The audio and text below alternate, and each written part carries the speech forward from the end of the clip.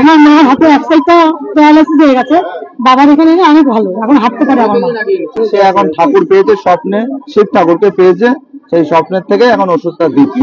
64 রকম রোগের ওষুধ, যেমন সুগার, প্রেশার, গায়ে ব্যথা, ঘাড়ে ব্যথা, হাঁটুর ব্যথা, ওষুধগুলো দিচ্ছে। ওষুধগুলো দিয়ে মানুষ সুস্থ হচ্ছে, ভালো হচ্ছে। আজকের না হলে তো প্রায় 17,000-এর কাছাকাছি মানুষ আছে। রাতে ভক্ত বলে আমি সামাল দিতে পারছি না তো। নমস্কার, আপনি সকল রোগ থেকে মুক্তি পাবেন তার একটাই মাত্র পথ। আপনার শরীরে যদি আপনি গাছ বেঁধে নেন, 1-2টো রোগ ভালো হবে না, আপনার শরীর থেকে 64টা রোগ ভালো হয়ে যাবে এই গাছ বাঁধলে। হ্যাঁ, আমার কথা নয়, এটাই হচ্ছে সত্যি ঘটনা। এমন ঘটনা ঘটে চলেছে উত্তর 24 পরগনার গাইঘাটার ময়না গ্রামে। দেবাদিদেব মহাদেব তিনি কৈলাস পর্বত থেকে নেমে এসেছেন উত্তর 24 পরগনা গাইঘাটার ময়না গ্রামে অপরূপ বৈদ্যর কাছে। অপরূপ বৈদ্যকে তিনি স্বপ্নাদেশ করেছেন, মানব শরীরে যদি সেই গাছ বেঁধে দেওয়া যায় তাহলে মানব শরীর থেকে 1-2টো রোগ নয়, 64টা রোগ ভালো হয়ে যাবে।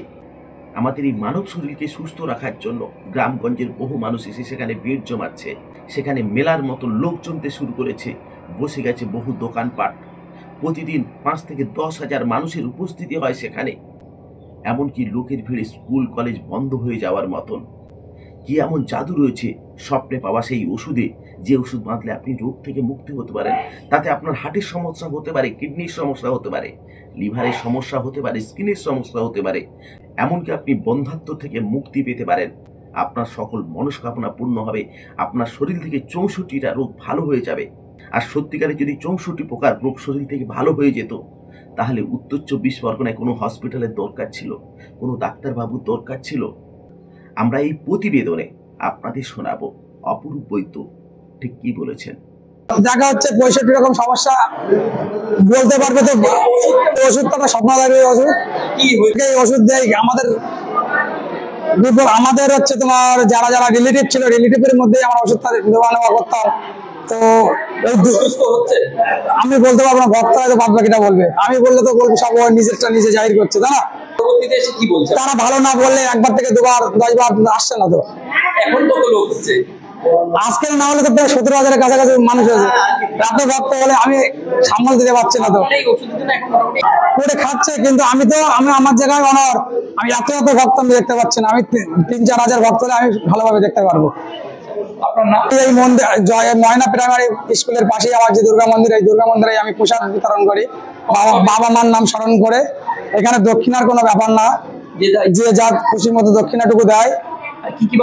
সোমবার শুক্রবার সকাল 6টা থেকে বিকাল 4টা পর্যন্ত।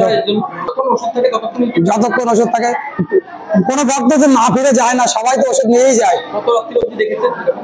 রাত 8:30 আমি এখানে দেখেছি, আর আমার বাড়িতে রাত 11টা-12টা পর্যন্ত দেখেছি। যাত্রীর সংখ্যা 12,000, 14,000, 17,000 হচ্ছে, কিন্তু এই যাত্রী সংখ্যা আমার দরকার নয়। আমার 3-4 হাজার যাত্রী হোক, সেই যাত্রীদের আমি সুষ্ঠুভাবে ভালো করে সেবা দিতে পারবো। ভক্ত আমি চাচ্ছি 3-4 হাজার ভক্ত হোক, যে ভক্তদের সুষ্ঠুভাবে সেবা দিতে পারবো।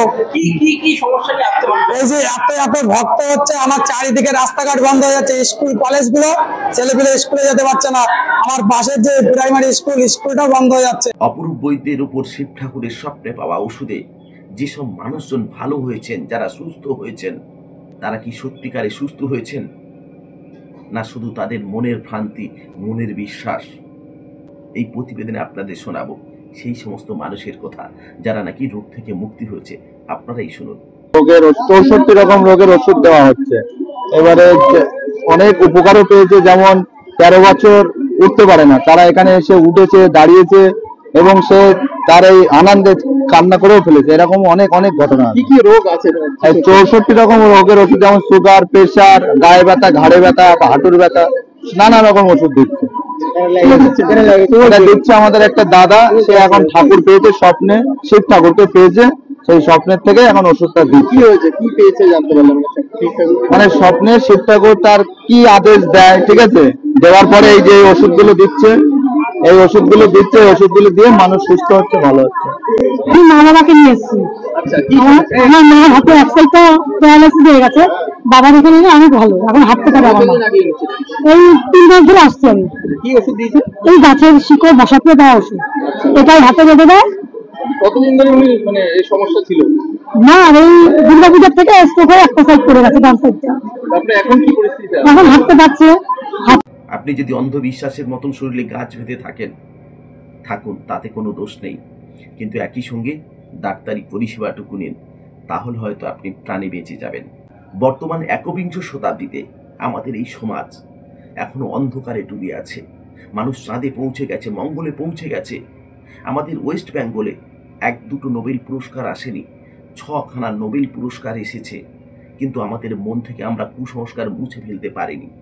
এখনো আমরা বিশ্বাস করি গাছে শিকড় বাঁধলে রোগ মুক্তি হয়। সত্যিকারে যদি শরীরে গাছ বেঁধে রোগ মুক্তি হতো, তাহলে এত গবেষণার দরকার কি, এত হসপিটালের দরকার কি, ছেলে মেয়েরা কেউ ডাক্তারি পড়ার দরকার ছিল না। কোটি কোটি টাকা কেন গবেষণায় খরচ হবে? এত খরচের কোনো দরকার ছিল না। শুধুমাত্র গাছ বেঁধে যদি 64 রকমের রোগ ভালো হয়, এসবের কোনো প্রয়োজন নেই। আর সত্যিকারে এই গাছ বেঁধে যদি শরীর থেকে 64 রকম রোগ ভালো হয়, সমস্ত হসপিটাল বন্ধ করে দেওয়া হোক। ডাক্তারদের আর ডাক্তারি পড়ানোর দরকার নেই, ডাক্তার শেখানোর দরকার নেই। এই মানুষটাকে হসপিটালে নিয়ে বসিয়ে দেওয়া হোক। পৃথিবীর ইতিহাসে এমন কোনো নজির নেই শরীরে গাছ বেঁধে দিলে 64 রকম রোগ ভালো হয়। এর আগে আমরা ভারতবর্ষের ইতিহাসে বহু সাধককে দেখেছি, তারা মানুষের মুক্তির কথা বলে গেছেন, কিন্তু রোগ মুক্তির কথা কেউ বলে যায়। যুগাবতার আমাদের প্রাণের ঠাকুর রামকৃষ্ণ পরমহংসদেব, তিনি মায়ের সাধক ছিলেন। তিনি কোনোদিন মানুষের রোগের মুক্তির কথা বলে যাননি। স্বয়ং রামকৃষ্ণদেবের গলায় আলসার হয়েছিল, সেখান থেকে তিনি মুক্তি পাননি। তিনি তো মায়ের সাধক ছিলেন, মায়ের দেখা পেয়েছিলেন, কিন্তু সেই রোগ থেকে তিনি মুক্তি পাননি। আর ইনি কি রামকৃষ্ণ পরমহংসদেবের চেয়ে বড় সাধক? মানুষের সঙ্গে কি প্রতারণা করা হচ্ছে না? মানুষকে কি ঠকানো হচ্ছে না? এই অন্ধবিশ্বাসকে কাজে লাগিয়ে কিছু প্রতারক ভণ্ড সাধু, যারা সমাজকে নষ্ট করছে, সমাজকে পিছিয়ে দিচ্ছে। সমাজে এই সমস্ত কুসংস্কার বন্ধ হওয়া দরকার, আর এইসব ভণ্ড সাধুদের দৃষ্টান্তমূলক সাজা হওয়া দরকার। আর সত্যিকারে যদি শরীরে গাছ বেঁধে 64 রকম রোগ ভালো হয়, এই অপরূপ বৈদ্যকৃত নোবেল পুরস্কার দেওয়া উচিত। আপনারা যারা এই গাছ বেঁধে রোগ থেকে মুক্তি পাচ্ছেন, এই দাবি করছেন, আপনারা সত্যিকারে বলুন তো, আপনারা কোনোদিন কি ডাক্তারের কাছে যাবেন না? কোনো হোমিওপ্যাথি ওষুধ খাবেন না? কোনো এলোপ্যাথি ওষুধ খাবেন না? গাছ বেঁধে আপনারা জীবনে বাঁচতে পারবেন তো? আপনার রোগ থেকে মুক্তি হবে তো? আপনার বুকে হাত দিয়ে বলুন, এর পেছনে কতটা বৈজ্ঞানিক সত্য রয়েছে, না কুসংস্কারে ভরা রয়েছে। আগে আপনারা মন থেকে কুসংস্কার মুছে ফেলুন। গাছের শিকড় বেঁধে কোনোদিন রোগ মুক্তি হয় না। রোগ মুক্তি হতে পারে তখনই যখন বিজ্ঞানসম্মতভাবে চিকিৎসা বিজ্ঞানকে কাজে লাগিয়ে ডাক্তারি পরিষেবাটা নেব, বিভিন্ন পরীক্ষা নিরীক্ষা করে তার চিকিৎসা করব, তখন আমরা রোগ থেকে মুক্তি হতে পারি। গাছ বেঁধে কোনোদিন শরীরের রোগ ভালো করা যায় না।